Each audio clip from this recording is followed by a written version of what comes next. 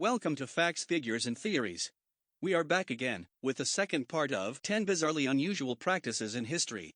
To see the part 1 of this list, check the description below. In this video, we will continue down the line from number 5 to number 1. Well, without further delay, let's start the list.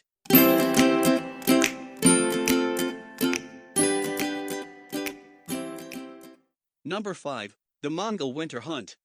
The people of the Mongol Empire were nomadic, and they relied on hunting wild game as a valuable source of protein.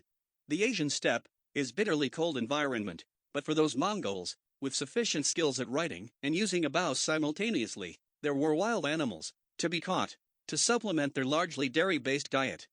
Over time it became a cultural activity and an important celebration. Grand plans were hatched to choose the particular grounds for hunting, and every soldier participating in the complex exercise was given a specific role to fulfill almost down to a letter.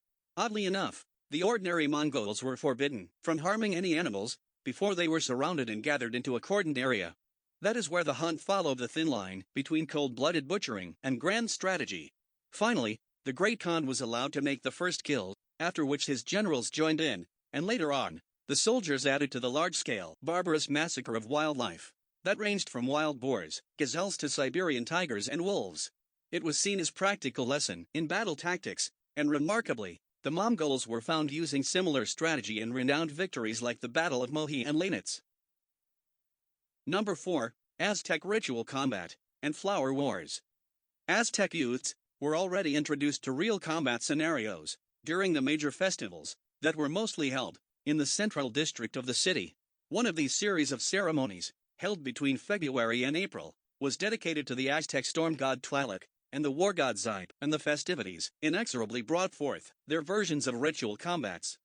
One of the popular modes of related sacrifice involved the mock gladiatorial combat, where the prisoner, who was chosen on account of his bravery, was tied to a stone and handed a faith weapon with feathers instead of sharp obsidian blades.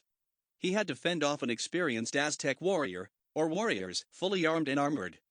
Second kind of warfare practiced by the Aztecs was referred to as flower war. This kind of warfare was fought by similar armies after a previous arrangement between the parties involved. Interestingly, many of these flower wars were conducted against the Tlaxcalans, who themselves constituted a powerful people with a Nahua cultural affinity shared with the Aztecs. On occasions, status quo agreement was reached upon between Aztecs and Tlaxcalans in a bid to capture sacrificial prisoners, not for the land and resources. The rank of Aztec warrior depended upon the number of capable enemies he had captured in the battle. The flower war pushed the Aztec military into a nigh perpetual state of warfare. Such ruthless actions produced most fierce, battle-ready warriors, who were required by the kingdom to conquer and intimidate the other Mesoamerican city. Number 3. Trial by ordeal. Trial by ordeal was an ancient practice in medieval times by which the guilty status of the accused was determined by subjecting them to a painful, or at least an unpleasant, and usually dangerous test. The test was one of life and death, and the proof of innocence was survival. In some cases, the accused was considered innocent if they escaped injury, or if their injuries healed. The ordeal mainly fell into 3 categories: ordeal by fire, ordeal by water, and ordeal by combat. Ordeal by fire mainly involved a red-hot iron bar that accused had to hold with his bare hands, and then walk around 4 paces. The hand was then bandaged and reopened in 3 days. If the wounds had begun to heal, the accused was judged as innocent.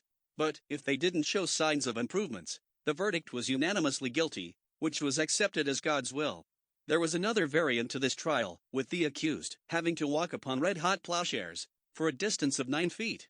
The ordeal by water mainly entailed the tying of the accused feet and hand, and then being thrown into the water.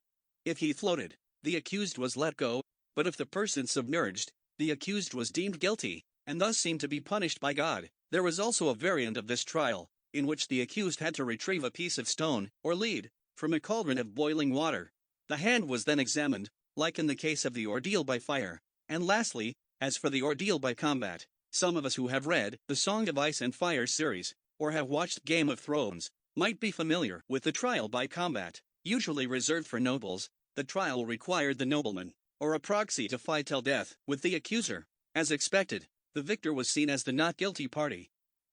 Number 2. Self-mummification. The process of self-mummification is a long and difficult, taking at minimum 3 years of preparation before death. Central to this preparation is a diet called makujikeji, which literally meant tree-eating training. This diet can be traced through shugendo to the Taoist practice of abstention from cultivated grains. The process started with the monk consuming makujikeji for 1,000 continuous days. This was followed up by an even frugal diet of barks and roots for another 1,000 days, thus aiding him in getting rid of almost all of the body fat. And after this lengthy period of more than 5 years, the monk finally took in a kind of poison tea, derived specifically from a tree sap variety used for Japanese polish. This induced him to vomit non-stop, thus draining most of the bodily fluids, also making the body poisonous for bacteria and insects, which prevented them from breeding inside the monk. Finally, the living monk was buried into a tomb equipped with a special ventilation tube and a bell. So, when the monk lived, he could communicate with his followers via the ringing bell. And, when the bell stopped ringing, it was assumed that the monk breathed his last, and the tomb was ceremoniously sealed, thus completing the chilling process of self-mummification. Why go such barbarous lengths? Well, the answer is, Buddhists believe such levels of sacrifice and materialistic abandonment transform the participant into living Buddha. Number 1. Whipping boys. By the 16th century, the exclusive layers of the European society had devised the so-called divine right of kings, which involved a politico-religious doctrine that basically restated the divine connection of the monarch. No one but the king can punish his own child, the prince. This hyperbolic rule did prove to be problematic in the practical circles, since the king was rarely around, while his child was taught by a myriad commoner tutor. So, the difficulty mainly related to how such tutors and teachers could enforce discipline and learning on their royal pupils when they didn't have the right to punish them. As a weird solution, the barbarous tradition of whipping boys was established. Generally coming from families of high status, these boys were used as proxies for the prince's fault. In other words, the boy was punished if the prince crossed the line. Oddly enough, the practice seemed to work in most cases, with the prince feeling remorse for his crimes when the whipping boy was punished. This was mainly due to the emotional bond formed between the prince and the boy as they grew up together as companions and playmates. With this, we have come to the end of this list. Hope you liked the video. If there are anything you would want to advise, suggest and recommend, please write us in the comments. Hey, don't close the tab yet. We have some honorable mentions for you. For further information on the honorable mentions, we will put links in the description below. Thank you for being with us till the end. If you like this video, please don't forget to hit the thumbs up button. Which practice do you think is the most bizarre? Please comment. And if you have not already subscribed to the channel, please don't forget to press the subscribe button and hit the bell icon so that you will be notified as soon as we publish a video.